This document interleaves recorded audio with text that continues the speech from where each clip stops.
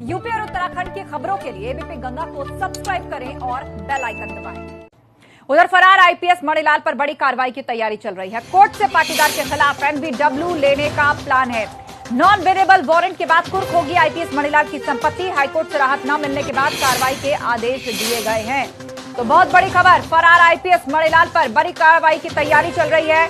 Court से non variable warrant जारी होने के बाद उनके ऊपर उनकी संपत्ति को कुर्क करने की तैयारी की जाएगी।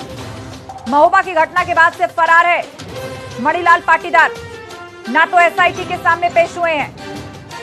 संतोष हमारे साथ लाइव जुड़ रहे हैं। संतोष, बताइएगा, बहुत जल्द ही कोर्ट से एनबीडब्ल्यू इश्यू कराने की तैयारी कर रही है सरकार, और उससे बड़ी बात यह कि मतलब ना एसआईटी के सामने पेश हुए, ना अभी तक कहीं उनका आता पता है, तो अब संपत्ति कुर्क की जाएगी उनकी। देखिए, बिल्कुल आईपीएस मणिलाल पाटीदार अगर यूं कहा जाए कि कानूनी दस्तावेजों में जल्द भगौड़ा घोषित होंगे और इनके खिलाफ न सिर्फ गैर जमानती वारंट जारी होगा बल्कि इनकी संपत्ति भी कुर्क की जा सकती है अगर ये एसआईटी के सामने या सक्षम प्राधिकारी के सामने पेश नहीं होते हैं।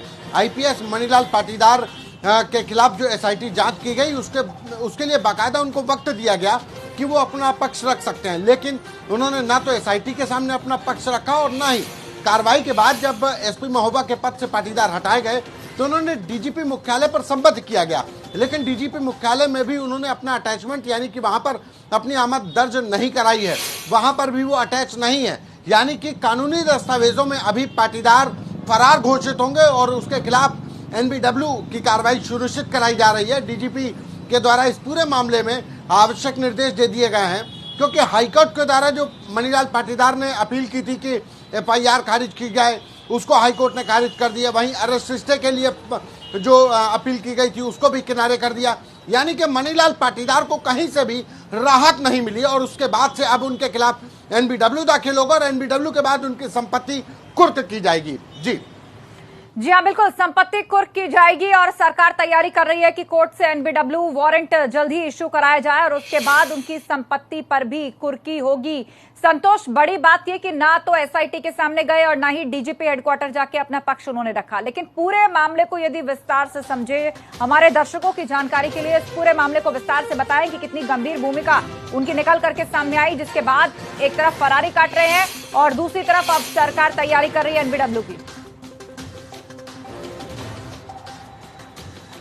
देखिए, मणिलाल पाटीदार के ऊपर खरन जो इंद्रजीत पाटी थे उनके द्वारा एफआईआर लिखाई गई, उनके भाई की तहरीर पर एफआईआर लिखाई गई। 2 मुकदमे दर्ज हुए। मणिलाल पाटीदार को सरकार ने हटा दिया, एसआईटी जांच के आदेश दिए गए।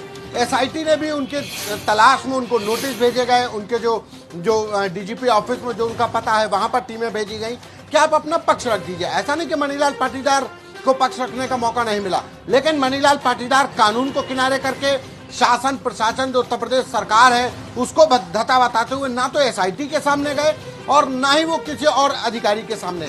वहीं सरकार के द्वारा जब उनको एसपी महोबा के पद से हटाया गया तो उनको डीजीपी मुख्यालय संबद्ध किया गया, लेकिन वहां पर भी उनको ज्वाइनिंग देनी थी, लेकिन वो ज्वाइनिंग नहीं की है। मणिलाल पाटीदार लगातार किसी भी कहा जाए कि मामले में पेश नहीं हो रहा है, वो फरार चल रहे हैं, लिहाजा उनको हाईकोर्ट से भी कोई राहत नहीं मिली। लिहाजा उनके खिलाफ जल्द एनबीडब्ल्यू की अर्जी दी जाएगी, कोर्ट के द्वारा एनबीडब्ल्यू जारी होगा और उसके बाद 82 के तहत उनकी संपत्ति कुर्क की जाएगी। कुल मिलाकर सरकार अब पूरी तरह से सख्ती के मूड में है। जानकारी के लिए शुक्रिया।